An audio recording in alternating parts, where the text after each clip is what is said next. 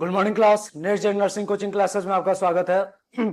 जैसा कि हमने पिछले वीडियो में क्वेश्चन सेशंस के बारे में देखा था, तो उसी तरह आज की भी वीडियो में हम क्वेश्चंस के बारे में देखेंगे। क्वेश्चंस के बारे में इसलिए देखेंगे क्योंकि क्वेश्चंस बहुत ही इंपॉर्टेंट है, क्योंकि एग्जाम्स में क्वेश्चंस ही आते हैं। तो क्वेश्चंस को समझना बहुत ही जरूरी है कि किस टाइप के क्वेश्चंस आते हैं और कौन से क्वेश्चन को किस तरीके से हल कर सकते हैं। तो चलिए आज की क्लास में भी हम शुरू करते हैं क्वेश्चन सेशन के बारे में। क्वेश्चंस को देखते हैं। प्रीवियस ईयर क्वेश्चंस हैं, PYQ इसको हम बोलते हैं, ठीक है। तो पहला क्वेश्चन है हमारा कि the elbow is dot dot dot या dash to the wrist. Elbow जो होता है वो हमारे रिस्ट से कहां होता है, किधर होता है, कहां कैसे होता है, ठीक है। तो मैंने जैसे कि आपको बताया, आपको जब स्टार्टिंग में जब मैंने बताया था एनाटॉमिकल पोजीशन के बारे में, जब भी ऐसा कोई क्वेश्चन है कि इल्बो से रिस्ट कहां पे है, तो फिंगर से रिस्ट ज्वाइंट कहां पे है, अगर इस टाइप की कोई भी क्वेश्चन है तो आपको सबसे पहले एनाटॉमिकल पोजीशन को ध्यान में रखना है। जो हमारा एनाटॉमिकल स्ट्रक्चर है, जो हमारा एनाटॉमिकल पोजीशन है, जब वो माइंडसेट में रहेगा कि भाई एनाटॉमिकल पोजीशन ऐसा होता है और इस तरीके से कौन से पार्ट को हम प्रोक्सिमल बोलेंगे, कौन से पार्ट को हम डिस्टल बोलेंगे, कौन से पार्ट को हम सुपेरियर, इंफेरियर, ट्रांसवर्स, जो भी चीजें हैं, जो भी हमारे एनाटॉमिकल पोजीशन में आते हैं, उन सब चीजों को हम ध्यान पे रखते हुए ये क्वेश्चन को करेंगे, ठीक है। तो क्वेश्चन जो है वो ये कह रहा है the elbow is to the wrist. जो इल्बो है वो रिस्ट ज्वाइंट से कहां है या रिस्ट से कहां है, तो डिस्टल, प्रोक्सिमल। तो यहाँ पे जो आंसर होगा वो प्रोक्सिमल होगा। प्रोक्सिमल क्यों होगा, इल्बो की बात कर रही है और ये रिस्ट, तो रिस्ट से इल्बो जो है वो प्रोक्सिमल है। एनाटॉमिकल पोजीशन जब आप याद करेंगे तो रिस्ट से जो इल्बो ज्वाइंट होता है वो प्रोक्सिमल में होता है। नेक्स्ट हम क्वेश्चन देख लें। The basic structure and functional unit of skeleton muscle is the. जो the basic structural and functional unit of skeleton muscle, skeleton muscle का जो सबसे बेसिक स्ट्रक्चरल और फंक्शनल यूनिट जो होता है वो क्या होता है, तो सार्कोमेयर्स। इसका जो आंसर होगा वो सार्कोमेयर्स होगा। कंफ्यूज नहीं होना है, ठीक है, कि मायोफैब्रिल दिया है, फैब्रिल दिया है, फैसिकुलस दिया हुआ है, इन सब चीजों से कंफ्यूज नहीं है, क्योंकि सार्कोमेयर्स जो होते हैं वही सार्कोमेयर ही मसल का फंक्शनल और स्ट्रक्चरल यूनिट होता है, ठीक है। नेक्स्ट क्वेश्चन हम देख लें। The trapezius muscle is located in the. पिछले वीडियो में मैंने आपको बताया था, ट्रेपेजियस का ऑरिजिन के बारे में भी समझाया था कि कहां से ऑरिजिन होता है और कहां पे जाकर के ये इंसर्शन होता है।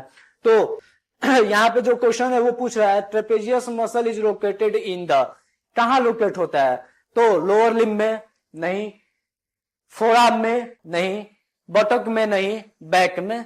Back is the correct answer. जो जैसा कि मैंने पिछले वीडियो में बताया था कि जो ट्रेपेजियस मसल होता है वो हमारे ऑसिफ्यूट से निकलता है और थोरैसिक रीजन तक पूरे बैक को कवर करते हुए, नेक और बैक को कवर करते हुए चलता है। नेक्स्ट क्वेश्चन हम देख लें। Osteoclast are known as. Osteoclast जो है उसको हम कैसे जानते हैं कि ओस्टियोक्लास्ट क्या है, ठीक है। तो आपको पता होना चाहिए, जैसा कि मैंने बोन में पढ़ाया था कि ओस्टियोब्लास्ट, ओस्टियोक्लास्ट और ओस्टियोसाइट, इन तीन वर्ड का नाम आया था कि bone forming cell, bone destroying cell और बोन रिमॉडलिंग सेल, ये तीन सेल होते हैं, ठीक है। तो यहां पे जो आपका ओस्टियोक्लास्ट की बात कर रहा है, तो ओस्टियोक्लास्ट जो होता है वो क्या होता है, बोन डिस्ट्रॉइंग सेल, ठीक है। और ओस्टियोब्लास्ट जो होता है वो क्या होता है, बोन फॉर्मिंग सेल। वो भी नेक्स्ट क्वेश्चन में आ सकता है, अभी देखेंगे। तो osteoclast is also known as क्या, बोन डिस्ट्रॉइंग सेल। नेक्स्ट हम बात कर रहे हैं which of the following is known as bone forming cell. आ गया क्वेश्चन, अभी जो मैंने जस्ट बोला था, ठीक है। तो इसमें आप क्या करेंगे, आंख बंद करके ओस्टियोब्लास्ट, क्योंकि जो बोन फॉर्मिंग सेल है वो ओस्टियोब्लास्ट ही होता है। नेक्स्ट हम बात कर ले site of growth in length of the long bone. अभी अभी मैंने पिछले क्लास में मैंने पढ़ाया था बोन के बारे में, तो उसमें बताया था कि बोन की जो साइट होती है, जो ग्रोथ का साइट होता है वो कहां होता है, तो इपिफेसियल प्लेट, जो इपिफेसिस का रीजन होता है, इपिफेसिस लाइन होता है, वहां पे जब बोन, जैसे न्यू बॉर्न बेबी का होता है या न्यू बॉर्न बोन जो होता है उसमें एपिफेसियल प्लेट होता है, और उसी एपिफेसियल प्लेट पे क्या होता है कि वो बोन जो है वो ग्रोथ करता है। जब बोन अच्छे से ग्रोथ हो जाता है, जब एडल्ट फेज में आ जाता है, तो वो जो एपिफेसियल प्लेट है वो एपिफेसियल लाइन में चेंज हो जाता है। यहाँ कंफ्यूज नहीं होना है, यहाँ पे देखिए एपिफेसियल प्लेट बी जो है वो दिया हुआ है, ठीक है। नेक्स्ट हम बात कर लें, covering of bone is, bone को कौन सा जो पार्ट है या कौन सा वो चीज है जो कवर्ड करता है। तो हम पिछले क्लास में पढ़े थे पेरियोस्टियम के बारे में, कि पेरियोस्टियम जो होता है वो सबसे outer layer of the bone होता है, ठीक है। तो पेरियोस्टियम इसका आंसर करेक्ट आंसर होगा। True regarding isometric contraction is, अब यहां जो आइसोमेट्रिक कॉन्ट्रैक्शन की बात कर रहा है कि आइसोमेट्रिक कॉन्ट्रैक्शन क्या होता है, ठीक है। तो यहां पे पहला ऑप्शन दिया है shortening of the muscle fibre, ठीक है। पहला जो ऑप्शन दिया है shortening of the muscle fibre, second is lengthening of the muscle fibre, length of muscle fibre remains the same and the pressure of the muscle remains the in change. तो इसका जो होगा ये सी आंसर होगा। इसमें क्या होता है, आइसोमेट्रिक जो भी कंडीशन होता है उसमें क्या होता है कि फोर्स तो लगाते हैं हम, ठीक है, मसल जो है वो कॉन्ट्रैक्शन में आती है, ठीक है, बट वो रिमेन रहता है, मतलब कि किसी चीज को उठा करके रखना, ठीक है, वो क्या होता है उसको हम आइसोमेट्रिक कहते हैं। वहां पे क्या होगा कि मसल जो होगा, अगर हम सीधा हाथ पकड़े और बस हाथ ऐसे कोई सामान कोई वेट अगर हम लिए हैं तो भी वो भी आइसोमेट्रिक है। पेशेंट को अगर हम बोल रहे हैं कि हाथ को ऐसे फ्लेक्शन में करिए और यहां पे ऐसे रोक दिए, तो ये क्या है, ये आइसोमेट्रिक एक्सरसाइज है जिसको बोलते हैं, और आइसोमेट्रिक में ये आता है। लेंथ में न बढ़ाव होगा न घटाव होगा, लेकिन फोर्स जो है वो लगेगा, ठीक है। नेक्स्ट हम बात कर लें, true regarding concentric isotonic contraction is. अब आइसोटोनिक कॉन्ट्रैक्शन की बात कर रहा था। आइसोटोनिक में क्या होता है, जैसे कि जिम में गए, बाइसेप की एक्सरसाइज कर रहे हैं, ट्राइसेप की एक्सरसाइज कर रहे हैं, तो मसल का क्या होता है, कॉन्ट्रैक्शन होता है, ठीक है। तो यहाँ पे जो पहला आंसर होगा यही करेक्ट होगा, shortening of the muscle fibre. Muscle fibre का शॉर्टनिंग होगा, कोई भी पार्ट है, अगर ये बाइसेप है, जब हम इसको बाइसेप पे ऐसे कर रहे हैं तो यहाँ क्या हो रहा है, बल्क बन रहा है, ठीक है। तो ये बल्क क्यों बन रहा है, क्योंकि यहाँ पे shortening of the muscle fibre हो रहा है, जो मसल फाइबर है वो शॉर्ट कर रहे हैं, एक दूसरे के ऊपर ओवरलैप कर रहे हैं, ठीक है। नेक्स्ट हम बात कर ले, थिन फिलामेंट इज, इन सभी में से थिन फिलामेंट कौन सा होता है, ठीक है। तो ये ऑल ऑफ द डीज होगा। मसल्स में जो थिन फिलामेंट होते हैं ये सारे ही हैं, एक्टिन भी होता है, ट्रोपोनिन भी होता है, ट्रोपोमायोसिन भी होता है, तो ये ऑल ऑफ दीज इसका आंसर होगा। नेक्स्ट हम बात कर लें, the maintenance of posture in a normal adult human being depends upon.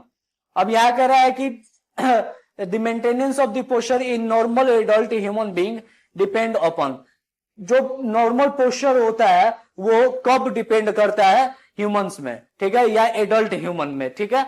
तो इसका जो आंसर होगा वो क्या होगा, डी होगा। क्यों होगा, ज्वाइंट मूवमेंट्स इन दी फिजियोलॉजिकल रेंज, जो ज्वाइंट की मूवमेंट होगी अगर वो फिजियोलॉजिकल रेंज में होगा तो ये आपका जो एडल्ट ह्यूमन बीइंग का जो पोस्चर होता है वो डिपेंड करता है, ठीक है, वो मेंटेन करता है। नेक्स्ट हम बात कर लें, major constituent of the bone is, जो major constituent of bone is, bone में सबसे मेजर कॉन्स्टिट्यूएंट क्या होता है, तो इसका जो आंसर है वो होगा कैल्शियम फॉस्फेट। कैल्शियम फॉस्फेट ही मेजर कॉन्स्टिट्यूट होता है बोन के अंदर। नेक्स्ट हम बात कर लें, vitamin essential for a healthy skeleton system in, vitamin कौन सा विटामिन जो होता है जो हेल्दी स्केलेटन सिस्टम के लिए वो होता है, ठीक है। तो विटामिन डी, विटामिन डी की कमी होती है तो भाई बोन में कितनी बीमारियां हो जाती हैं, तो इसका जो आंसर होगा वो विटामिन डी होगा। नेक्स्ट हम बात कर लें, osteocyte. Osteocyte are located in, osteocyte जो होता है वो कहां पे लोकेटेड होता है, ठीक है। तो अब जो बोन होता है, बोन में जैसा कि मैंने अभी बताया कि 3 सेल होते हैं, ओस्टियोब्लास्ट, ओस्टियोक्लास्ट और ओस्टियोसाइट, ठीक है। तो ये तीनों कहां कहां प्रेजेंट होते हैं, तो ये बोन्स की चीजें हैं। तो लिग्नाई, ये बोन में प्रेजेंट होता है लिग्नाई, और लिग्नाई में ही क्या होते हैं, ओस्टियोसाइट लोकेटेड होते हैं, ठीक है। तो इसका जो आंसर होगा वो डी होगा। नेक्स्ट हम बात कर लें, ट्रू रिगार्डिंग इंटरमेम्ब्रेनियस ऑसिफिकेशन इज। अब यहां क्या कह रहा है कि ट्रू रिगार्डिंग इंटरमेम्ब्रेनियस ऑसिफिकेशन इज, इसका मतलब ट्रू रिगार्डिंग इंटरमेम्ब्रेनियस ऑसिफिकेशन क्या होगा, ठीक है, तो इसका जो आंसर होगा वो पहले हम ऑप्शन पढ़ लेते हैं, in the bone of the roof of the skull. ठीक है, इसका जो आंसर होगा वो ए होगा। ठीक है, रीजन क्यों होगा, यहां क्या पूछ रहा है कि जब कोई बोन, समझिएगा बात को क्या कहना चाह रहा है क्वेश्चन, अगर कोई बोन में फ्रैक्चर हो जाता है या कोई भी चीज हो जाती है तो वो जब रिमॉडलिंग फेज में आता है, जब हीलिंग प्रोसेस में आता है, तो वो कैसे होता है, कहां पे होता है, कौन सी साइड पे होता है, तो in the bone of the roof of the skull. ठीक है, स्कल के रूफ पे ये होता है। नेक्स्ट हम बात कर लें, in the axis, in the axial skeleton include, इसमें कौन सा है जो एक्सियल स्केलेटन में इंक्लूड है।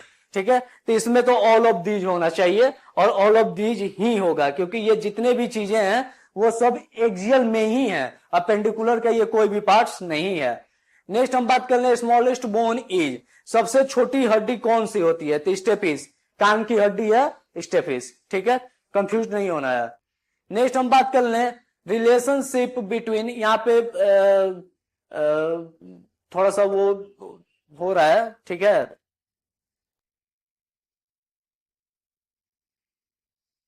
यहां देखें, relationship between when bicep brachii and tricep brachii muscle are, कहने का मतलब है कि यहाँ पे जो जब बाइसेप ब्रेकाई और ट्राइसेप ब्रेकाई जो मसल होते हैं वो किस तरीके से यहाँ पे वर्क करते हैं। ठीक है, तो इसका जो आंसर होगा वो एंटागोनिस्ट होगा।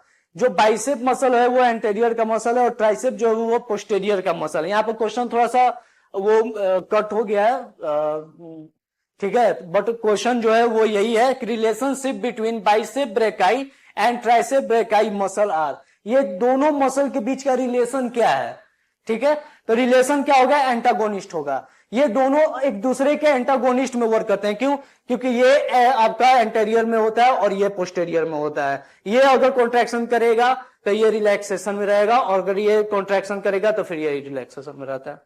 ठीक है, नेक्स्ट हम देखेंगे